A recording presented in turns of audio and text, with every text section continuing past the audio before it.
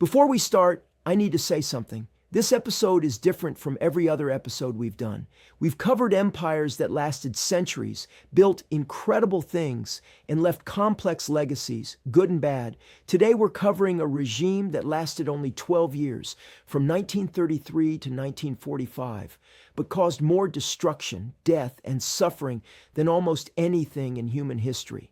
The Nazi regime in Germany, what they called the Third Reich, murdered 6 million Jews in the Holocaust, started World War II, which killed over 70 million people, and tried to reshape the world based on racist ideology. This isn't a story about how to build power. It's a warning about how power built on hate, lies, and violence always destroys itself and everything around it. We're telling this story because understanding how the Nazis came to power, how they maintained it, and how they fell is crucial to making sure it never happens again. This will be our most difficult episode, but it's one of the most important. I'm Jack, this is Blueprints of Power, and today we're examining the darkest chapter in modern history, not to glorify it, but to learn from it. Let's go.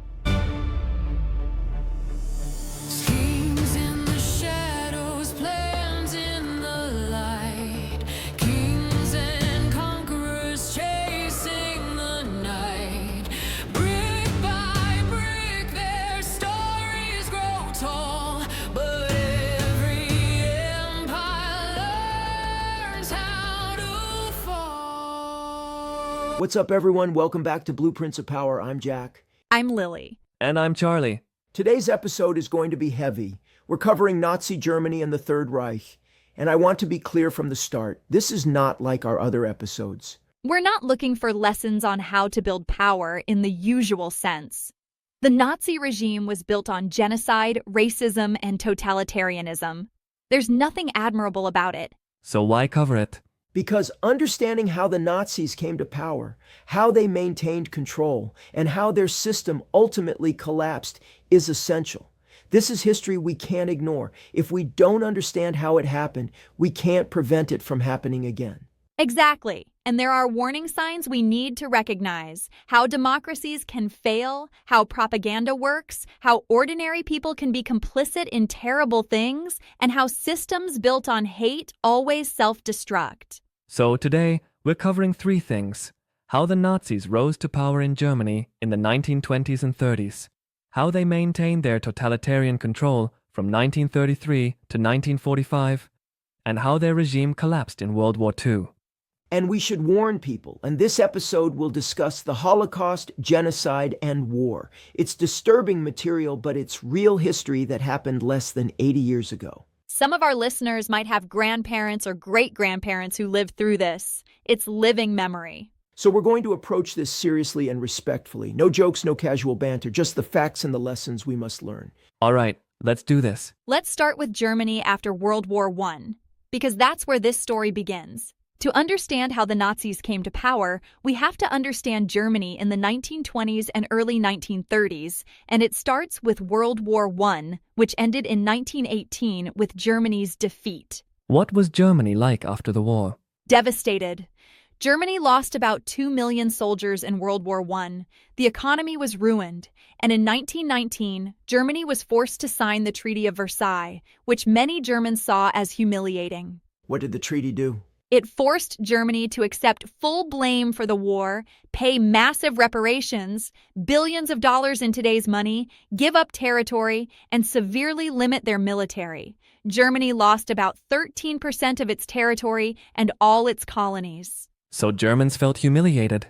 Many did, and this created resentment and anger, especially among nationalists and veterans. Politicians and propagandists started promoting the stab-in-the-back myth, the false idea that Germany hadn't really lost the war militarily, but had been betrayed by Jews, communists, and politicians at home. That's a lie, though. Complete lie. Germany was militarily defeated, but the myth took hold, and it fueled anti-Semitism and extremism. What about the economy?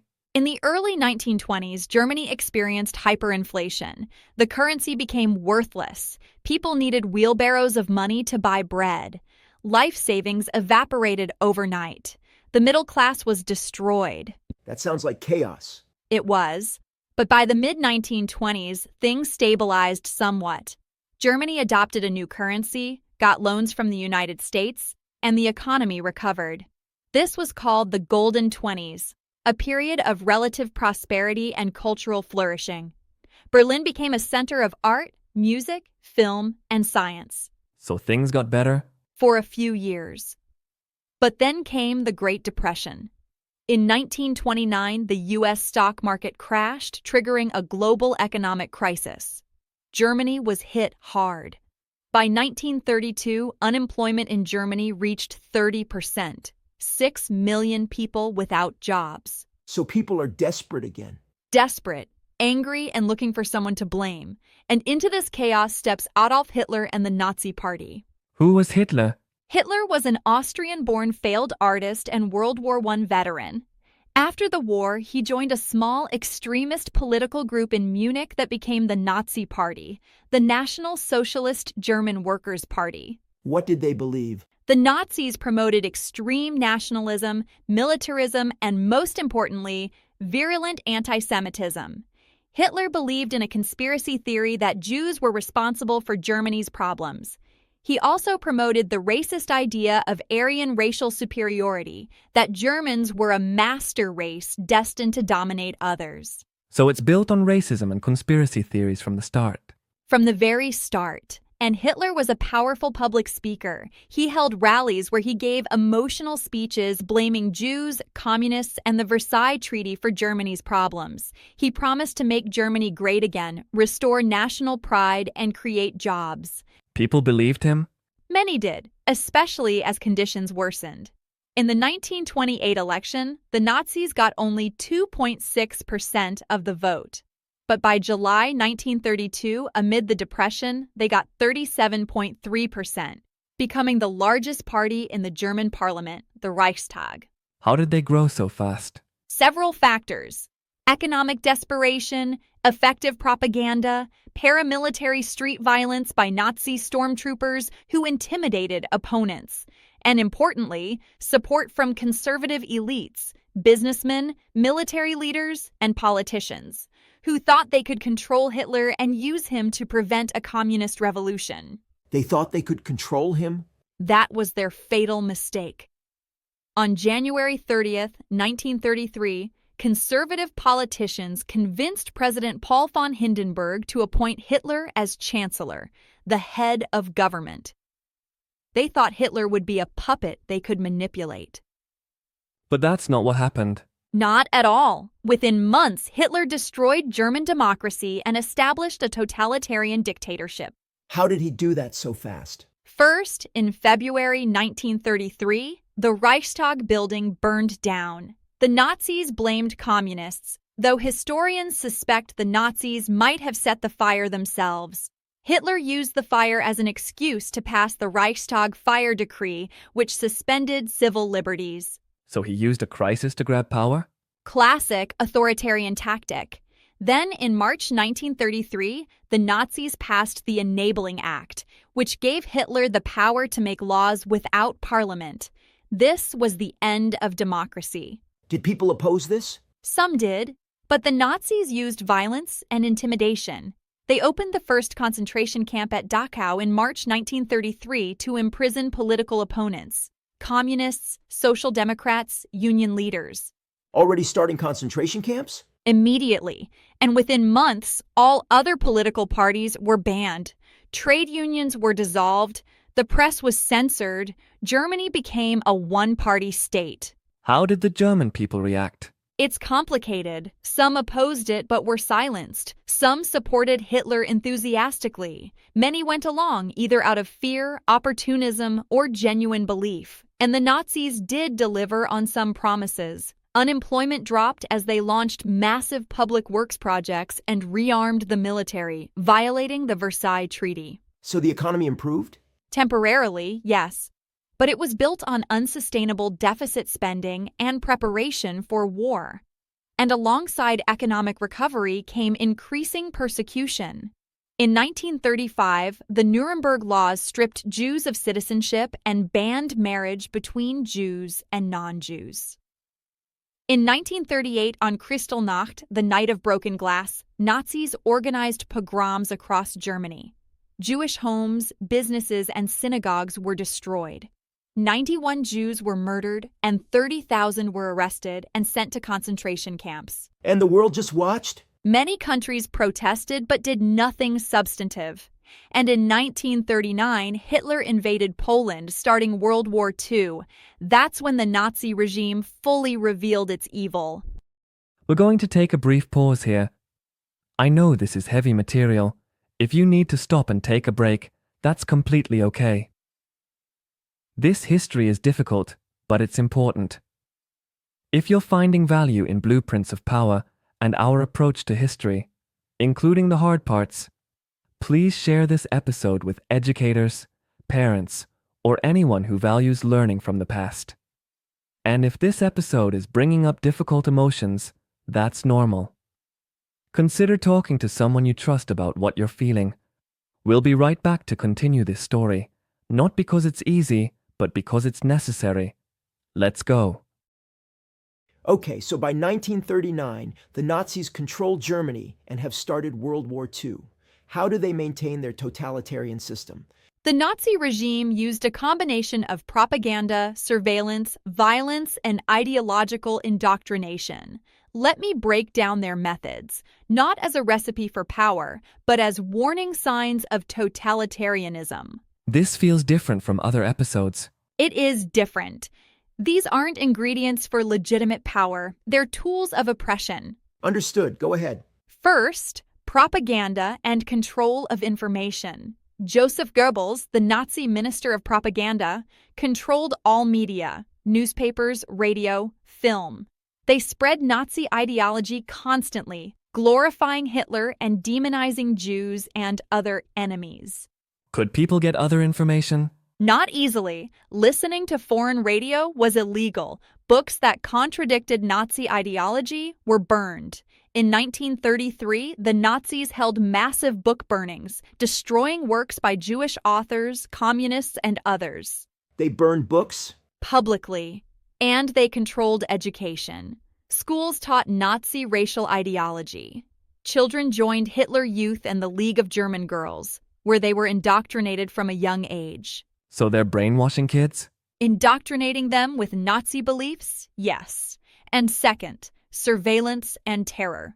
The Gestapo, the secret police, monitored the population. People could be arrested for any criticism of the regime.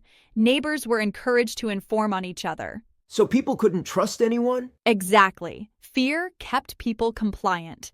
And the SS, originally Hitler's bodyguards, became a state within a state, running concentration camps and later carrying out the Holocaust. The Holocaust. We need to talk about that. Yes. The Holocaust was the systematic, state-organized murder of 6 million Jews, as well as millions of others: Roma, disabled people, LGBTQ plus people, political prisoners, Poles, Soviet POWs. How did it happen? It was gradual, then rapid. First came legal discrimination, the Nuremberg laws, then social exclusion, then forced emigration, then in occupied territories during World War II, Jews were rounded up into ghettos. And starting in 1941, the Nazis implemented the final solution, the plan to murder all European Jews. The death camps. Yes, the Nazis built extermination camps, Auschwitz, Treblinka, Sobibor, and others, designed for mass murder. People were transported in cattle cars, selected for either slave labor or immediate death, and killed in gas chambers. Their bodies were cremated. This is one of the worst things humans have ever done to each other. It's genocide on an industrial scale. 6 million Jews murdered. That's 2/3 of European Jews. Entire communities, cultures, and families wiped out. How did they justify this? Nazi ideology taught that Jews were subhuman, dangerous, and the source of Germany's problems.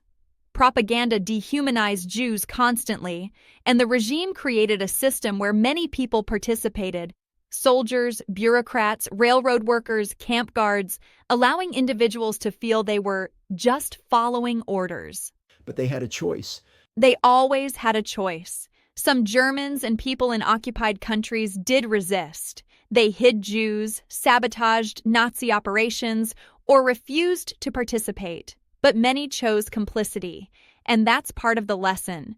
Ordinary people can be complicit in extraordinary evil. About World War II itself? Hitler's goal was Lebensraum, living space. He wanted to conquer Eastern Europe, exterminate or enslave the Slavic populations, and colonize the land for Germans. This was explicitly genocidal from the start. How far did Nazi Germany expand? By 1942, Nazi Germany and its allies controlled most of Europe, from France to the outskirts of Moscow, from Norway to North Africa. About 250 million people lived under Nazi occupation. How did they control all that? Brutal occupation. In Eastern Europe especially, the Nazis murdered, enslaved, and terrorized populations. They used forced labor. Millions of people from occupied countries were brought to Germany to work in factories, often in terrible conditions. So the entire system was based on violence and exploitation. Completely. And it was unsustainable. The Nazi economy was essentially a looting operation, stealing resources from occupied territories. Without constant conquest, it would collapse. So they had to keep conquering? Their system required it. But conquering more territory stretched their resources, created more enemies, and ultimately led to their downfall. I want to take a moment to acknowledge that learning about the Holocaust and Nazi atrocities can be emotionally overwhelming. If you're feeling distressed, please talk to someone you trust or reach out to support resources. This history matters because the warning signs of authoritarianism, scapegoating minorities, using propaganda, suppressing dissent, dehumanizing others, can appear in any society. By understanding how this happened, we can recognize and resist these patterns. If you found this episode valuable, please share it with educators and students. Holocaust education is crucial for preventing future genocides. Next week, we'll return to our regular format with an episode about the Songhai Empire, the West African empire that succeeded Mali and built one of the greatest intellectual centers in the world. Thank you for having the courage to learn difficult history. So Nazi Germany controls most of Europe by 1942. What causes their defeat? Multiple factors. First, they made too many enemies. Germany was fighting Britain, the Soviet Union, and after December 1941, the United States simultaneously. Why did they attack the Soviet Union? Hitler's ideology demanded it. He saw Slavs as inferior and wanted to destroy communism and conquer Soviet territory. In June 1941, Germany invaded the Soviet Union with over 3 million troops. That seems like a bad idea. It was catastrophic. The invasion initially succeeded. German forces pushed deep into Soviet territory, but the Soviets refused to surrender. The war in the East became a brutal stalemate, costing millions of lives. How many people died on the Eastern Front? Over 20 million Soviet citizens died, including soldiers and civilians. Germany lost over 4 million soldiers there. It was the largest and deadliest theater of World War II. And that drained Germany's resources. Enormously. And second, Germany's economy couldn't sustain the war. Unlike the Allies, who had larger industrial bases, more resources, and could produce war materials faster, Germany was increasingly outproduced. The Allies could make more tanks and planes? Far more. The U.S. alone produced 300,000 aircraft during the war. Germany produced about 120,000. The Soviets produced over 100,000 tanks. Germany produced about 50,000. The numbers weren't close. So they were being outproduced and outfought? Yes. And third, their ideology was a weakness, not a strength. The Nazi belief in racial superiority made them underestimate enemies: the Soviets, the Americans, the British. They made strategic mistakes because of ideological blindness. Like what? Hitler overruled his generals constantly, making poor military decisions. The regime diverted resources to the Holocaust even as the war was being lost. Trains that could have carried soldiers or supplies were used to transport Jews to death camps. So they prioritized genocide over winning the war? For Hitler and the hardcore Nazis, genocide was the goal. The war was partly a means to achieve it. That's insane. It's evil and irrational. And fourth, resistance. People in occupied countries resisted sabotage, intelligence gathering, armed uprisings. In Germany, some Germans opposed the regime. There were assassination attempts on Hitler, including the July 20th, 1944 plot by German officers. Did any almost succeed? The July 20th plot came close. A bomb exploded at Hitler's headquarters, but he survived. The conspirators were executed. What about the end of the war? By 1944, the Allies were closing in. The Soviets were advancing from the east. The US and Britain invaded France on D-Day in June 1944 and pushed from the west. By April 1945, Soviet troops reached Berlin. And Hitler? On April 30th, 1945, with Soviet troops blocks away, Hitler committed suicide in his bunker in Berlin. Germany surrendered unconditionally on May 8, 1945. The Third Reich, which Hitler claimed would last 1,000 years, collapsed after only 12 years. What happened after? Germany was occupied and divided by the Allies. The extent of Nazi crimes became fully known as concentration camps were liberated. The Nuremberg trials prosecuted Nazi leaders for war crimes and crimes against humanity. Did justice happen? Some top Nazi leaders were tried and many were executed or imprisoned.